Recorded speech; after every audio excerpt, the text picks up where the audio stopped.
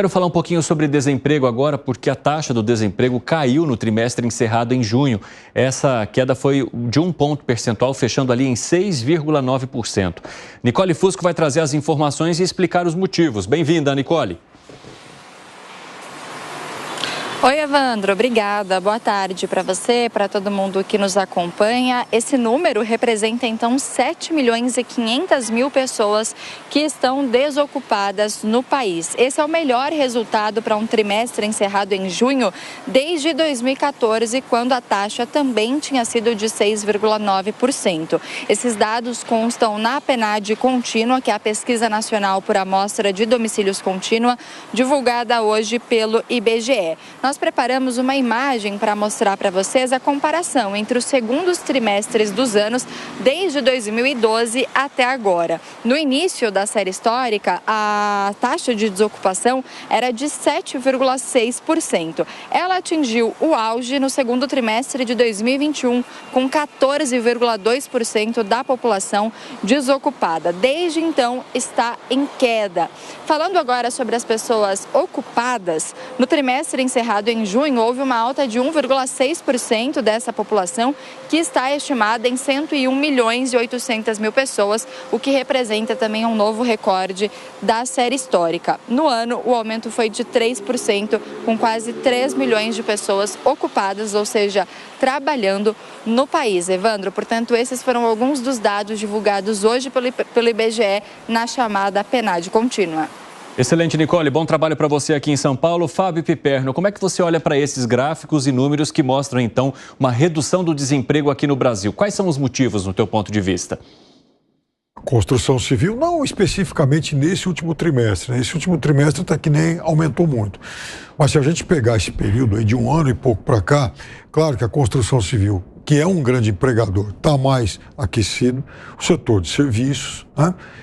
E nos últimos meses, a surpresa, também não exatamente agora em junho, mas nos últimos meses, de uma forma geral, de 6, 7 meses para cá, a indústria, que ela voltou a ter uma atividade econômica maior, né? A indústria, ela está aumentando, ela volta a aumentar um pouquinho acima da média do PIB nacional. Isso é extremamente positivo, até porque a indústria tem empregos mais que remuneram melhor. Então, quando o emprego sobe na indústria, quase que naturalmente a massa salarial também cresce. E isso é muito positivo. Ô Alangani, você acredita também que esse resultado positivo tem a ver com alguma política deste governo atual?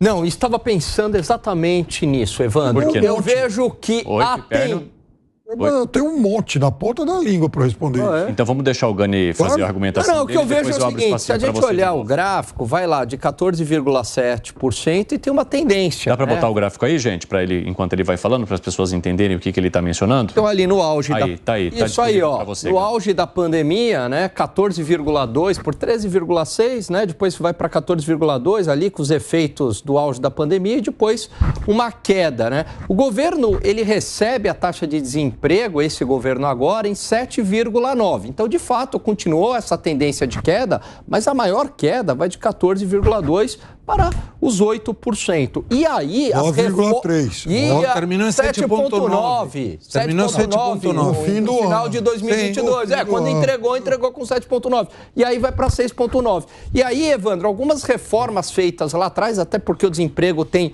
uma defasagem, né, para fazer efeito, foram fundamentais. Então, por exemplo, liberdade econômica, aquela famosa MP da liberdade econômica, facilitando o empreendimento, a reforma trabalhista, aprovada ainda no governo Temer. Então, essas reformas lá de trás, elas têm efeito agora, essas reformas microeconômicas. Eu não consigo ver qual é a participação efetiva do governo na geração de empregos agora, a não ser que seja criação de empregos públicos que, de fato, aumentou o número de vagas de emprego público, o que explicou, em parte, a redução do desemprego. Piperno estava discordando de você o tempo todo. Pode argumentar tudo.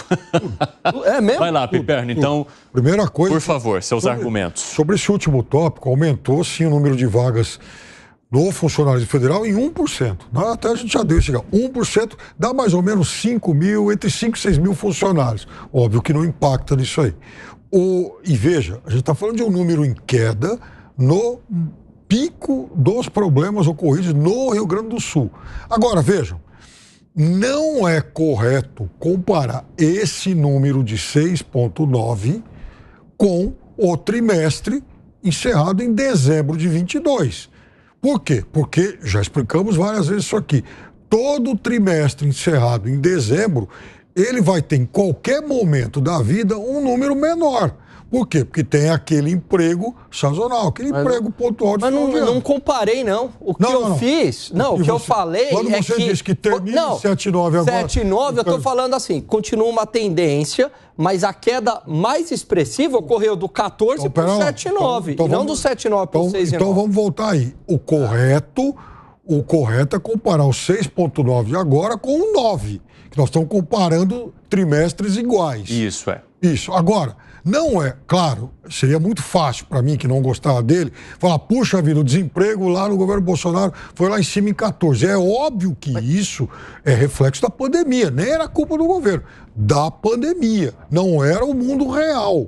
Né? O mundo real voltou aí para esses 9, essa coisa toda. Agora, o que também contribui decisivamente hoje, e tem decisivamente a ver com esse governo, sim, por exemplo, programas voltados à construção civil,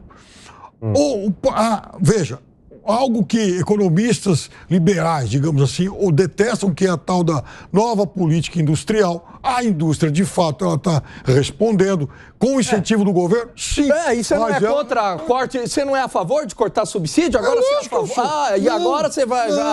Não, o que eu estou dizendo é o seguinte, por mais que eu seja contra subsídios no agro, na indústria, no raio que eu parto, o fato é que eu também não sou burro para ignorar que, em alguns casos, o subsídio ele serve sim como impulsionador do nível de emprego. É verdade. Vou fazer o quê? Agora, esse negócio da comparação, eu só quero voltar num ponto. A taxa de desemprego não é um fluxo, porque o governo ele acaba herdando um desemprego menor. Então, qual que é meu ponto? Evidentemente que ele foi beneficiado por toda a queda do desemprego. Imagine o seguinte, Piperno, vai de 14 para 8, ok? E agora está em... Como 8? 7. 9, tudo bem, pega os 9. De 14 para 9, né? Pegando aquele trimestre. E agora está em 7. De 14 para 8, evidentemente que este governo foi beneficiado por essa queda. Por quê? Porque não é um fluxo que simplesmente é criação de emprego num determinado mês. Não, é uma variável que vai se acumulando. E vai chegando ao menor, a ponto de ter hoje continua essa tendência de queda. Mas o que eu estou querendo dizer é que foi beneficiado, sim, por toda uma queda que ocorreu no governo anterior. Fala, Segré. Eu me permito não dar muita importância ao índice de desemprego e vou justificar por quê. O índice de desemprego não é feito pelas pessoas que não têm trabalho. É feito colocando quem procurou trabalho e não encontrou. Inclusive, na pergunta, alguém liga para o Evandro ou para mim e pergunta, você está procurando emprego? Não, está fora. Mas está trabalhando? Não interessa, está fora. Se não está procurando emprego, não está dentro desse indicador. Aí vai mais longe. Está procurando emprego? Sim, estou procurando emprego. Ok. Quantas entrevistas teve nos últimos 3 meses? Nenhuma, está fora. Mesmo que procurou emprego. Se não teve entrevista, é que essa procura era meia fraquinha, não estava muito empolgante. E aí vem outra questão que eu não consigo atrelar, e sinceramente me confesso ignorante, não consigo atrelar. A quantidade de empresas que estão pedindo recuperação judicial, em junho desse ano agora, é recorde dos últimos 20 anos. São 1.014 contra 224 em 2016. É um aumento de 70% em relação à mesma quantidade do ano passado. Então não consigo entender. Recuperação judicial é uma prévia da falência. A grande maioria das empresas que pedem recuperação judicial não sobrevivem. Então tem um monte de gente. E quem pede recuperação judicial não é uma pequena empresa, não é uma meia, é uma empresa grande. Então a empresa pede recuperação judicial, tem problemas, muito provavelmente demite muita gente. E contra esse aumento enorme de empresas que pedem recuperação judicial, que é curioso, porque pedem recuperação judicial com uma economia pujante, crescendo. E mesmo assim o desemprego cai. Então, cuidado com esse negócio de desemprego. Uma boa notícia. Prefiro sempre o desemprego caindo que aumentando. Mas desemprego é somente quem busca e não consegue. E vou dar mais uma forma de colocar análise subjetiva ou objetiva ou impessoal ou imparcial, se você quer. Quando você dá muita ajuda social, o desemprego cai. E vou dar o exemplo com nome e sobrenome. A Argentina tem uma taxa de desemprego com mais de 50% da população menor a do Brasil. Que alguém me explique isso. Bom. 5,4. O Gani também... Eu só quero voltar numa discussão com o Piperno, para exemplificar como que você não pode comparar exatamente de um ano contra o outro, mesmo sendo... e atribuir isso ao governo, mesmo sendo o mesmo período, Piperno. Pelo seguinte, eu vou dar um exemplo, tá? E não é o que aconteceu, vou dar um exemplo. Imagine que a taxa de desemprego foi de 20 para 8, caiu. 20 para 8.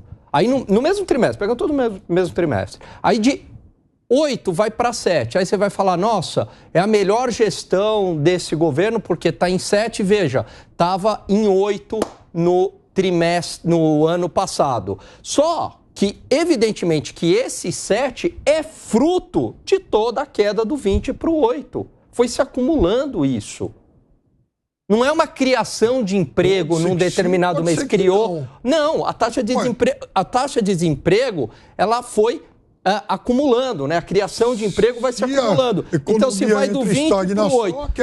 Aí eu digo o seguinte, de 20 para o 8 e do 8 para o 7, você vai falar, nossa, foi um recorde, tá vendo? É 7. Não, mas aí você está desconsiderando todo o efeito que foi do 20 para o 8. Esse é meu ponto. E tem uma outra coisa, até ajudando a responder o segredo. Deixando a taxa de desemprego de lado, tem um número absoluto de pessoas empregadas.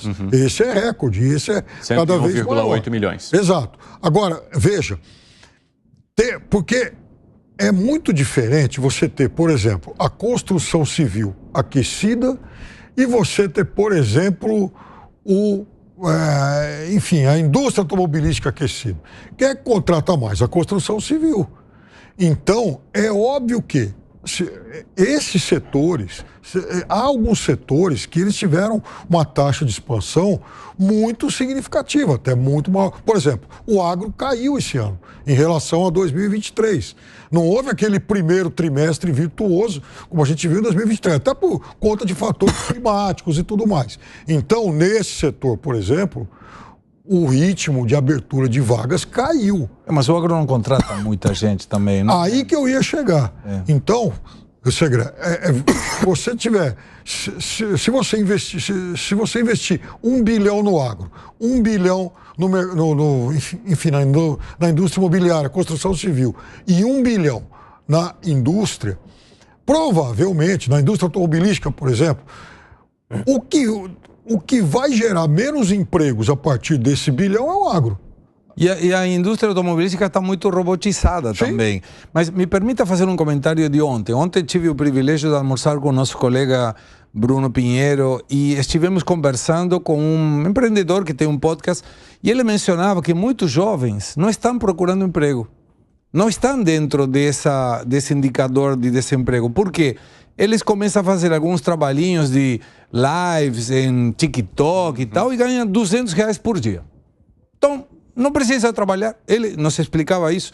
Não precisa trabalhar, porque ele ganha mais assim que, por exemplo, como um motorista de um aplicativo ou uma pessoa que faz entregas delivery. Então, ele prefere, no horário dele, na casa dele, estar com R$200. Essa pessoa, quando ligam para ele e perguntam, você está procurando emprego? Não estou procurando emprego. Por quê? Porque ele já tem esse veículo e resolve isso. Mas é boa a referência de uma taxa de desemprego caindo, mas não é que, nossa, que maravilha, porque, de novo, a Argentina com 50% de pobreza tem 5,4% de desemprego.